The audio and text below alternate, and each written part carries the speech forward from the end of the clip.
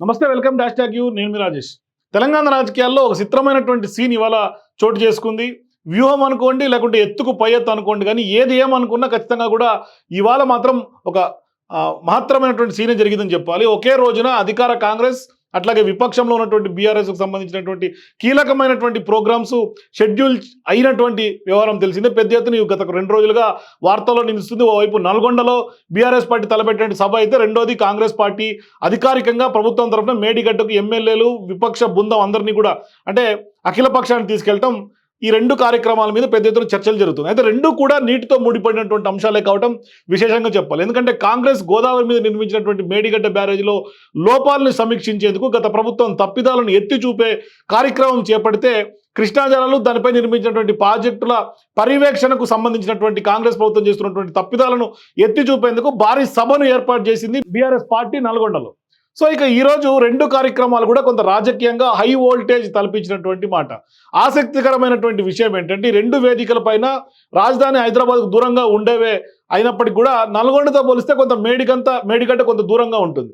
అయితే ఈ కార్యక్రమాలకు హాజరయ్యేందుకు వీలుగా ముఖ్యమంత్రి రేవంత్ రెడ్డి అట్లాగే ప్రధాన ప్రతిపక్ష నేతగా ఉన్నటువంటి కేసీఆర్ ఎంచుకున్నటువంటి రవాణా మీద కొంత ఇవాళ పెద్ద ఎత్తున అందరినీ ఆ దృష్టి ఆకర్షిస్తుందని చెప్పాలి. ఎందుకంటే మేడిగడ్డ బ్యారేజ్ పరిశీలనకు తన మంత్రులతో సహా ముఖ్యమంత్రి రేవంత్ రెడ్డి బస్సులో ప్రయాణం చేశారు. పెద్ద ఎత్తున అందరినీ తీసుకుని దాదాపుగా కొన్ని 4-5 బస్సుల్లో ఆయన ప్రయాణం చేసుకుంటూ మేడిగడ్డకి వెళ్ళాడు. ఒక అంచనా ప్రకారం దాదాపుగా 4 గంటల పైనే ఈ రోడ్డు మార్గాన ప్రయాణిస్తే కానీ మేడిగడ్డ రాదు.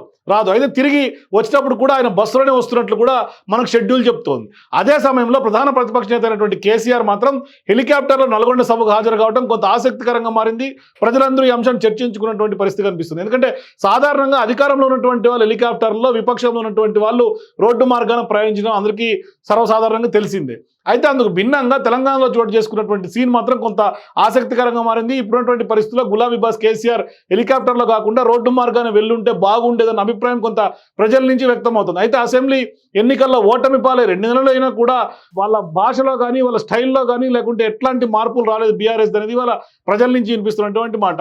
ఇలా హెలికాప్టర్లో ప్రయాణించే తీరు ప్రజల్లో కొంత మరింత విముఖత ప్రదర్శించేలా కూడా బీఆర్ఎస్ పార్టీ పట్ల కనిపిస్తుంది. మొత్తానికి ఈ విషయాన్ని గులాబీ బాస్ ఎందుకు గుర్తించడం లేదనేది కూడా ఇవాళ చాలా మంది పార్టీలోనే అంతర్గతంగా చర్చించుకున్నటువంటి పరిస్థితి. మరోవైపు ఇవాళ కేసీఆర్ అట్లాగే బీజేపీ 2 పార్టీలు కూడా అంటే విపక్ష పార్టీలు అందరినీ కూడా అఖిలపక్ష ఎమ్మెల్యేలని బృందాన్ని రేవంత్ రెడ్డి మేడిగడ్డకి ఆన్ రూట్ తీసుకెళ్తే, ఇవాళ బీఆర్ఎస్ బీజేపీ 2 కూడా ఇవాళ పూర్తి స్థాయిలో ఆ పర్యటనకు దూరంగా ఉన్నటువంటి నేపథ్యం. మరోవైపు దాని మీద పెద్ద ఎత్తున మాటల యుద్ధం నడుస్తుంది ఇరు పార్టీలకు కూడా. సో మరోవైపు బీఆర్ఎస్ పార్టీ సీనియర్ నాయకులు మాజీ మంత్రి ఉన్నటువంటి కడియం శ్రీహరి క్లియర్గా చెప్తున్నాడు, ఎప్పుడైతే నల్గొండ సభ మేము పెట్టామో, కృష్ణా జలాలపైన మేము ఎప్పుడైతే నల్గొండ సభ ద్వారా ప్రశ్నించాలని మేము అనుకున్నామో, దానికి కౌంటర్ కానీ వాళ్ళ రేవంత్ రెడ్డి సీఎంగా ఎమ్మెల్యేలని ఆ ప్రోగ్రామ్ డిజైన్ చేశారు అంటూ కూడా కడియం శ్రీహరి చెప్తున్నటువంటి మాట.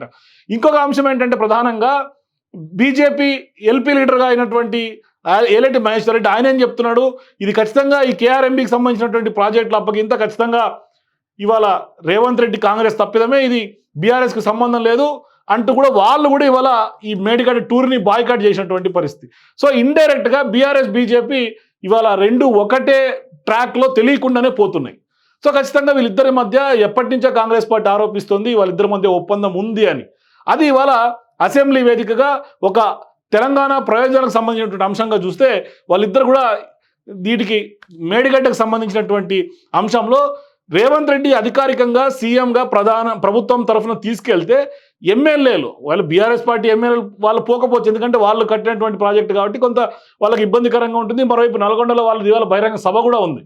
బీజేపీకి ఏంటి ప్రాబ్లము, ఎందుకు బీజేపీ అవాయిడ్ చేయాలి, సభలో మాట్లాడి సభలో చర్చ జరిపి దాని మీద వెళ్దాము, పవర్ పాయింట్ ప్రజెంటేషన్ ఇచ్చిన తర్వాత సీఎంగా నేను తీసుకెళ్ళి చూపిస్తా, అక్కడ జరిగినటువంటి వ్యవహారం అంతా చూపిస్తాను, అక్కడ మేడిగడ్డ ఎలా కుంగిపోయిందని చెప్తే దానికి ఇవాళ వెళ్లకుండా ముఖం చాటేసినటువంటి పరిస్థితి. తద్వారా ఖచ్చితంగా అర్థం చేసుకోవాలి, బీజేపీ బీఆర్ఎస్ 2 కూడా కుమ్మక్కు రాజకీయాలు ఇంకా స్టేట్లో నడుపుతున్నారు అనేది ఖచ్చితంగా అర్థం చేసుకోవాలి. మరోవైపు ఈ చిత్రమైనటువంటి సీన్ మీద మాత్రం ప్రజలు కొంత ఆసక్తికరంగా మాట్లాడతారు. చూడాలి మరి నెక్స్ట్ భవిష్యత్తులో పార్లమెంట్ ఎన్నికల నాటికి ప్రజల తీర్పు ఏ విధంగా ఉంటుంది. ఎందుకంటే ఖచ్చితంగా ప్రజలు ఇవాళ 2 పార్టీలు కూడా కేఆర్ఎంబీ కృష్ణా జలాల అంశమే ప్రధానంగా ఇవాళ పార్లమెంట్ ఎన్నికల్లో ఫోకస్ అయ్యే అంశంగానే కనిపిస్తుంది.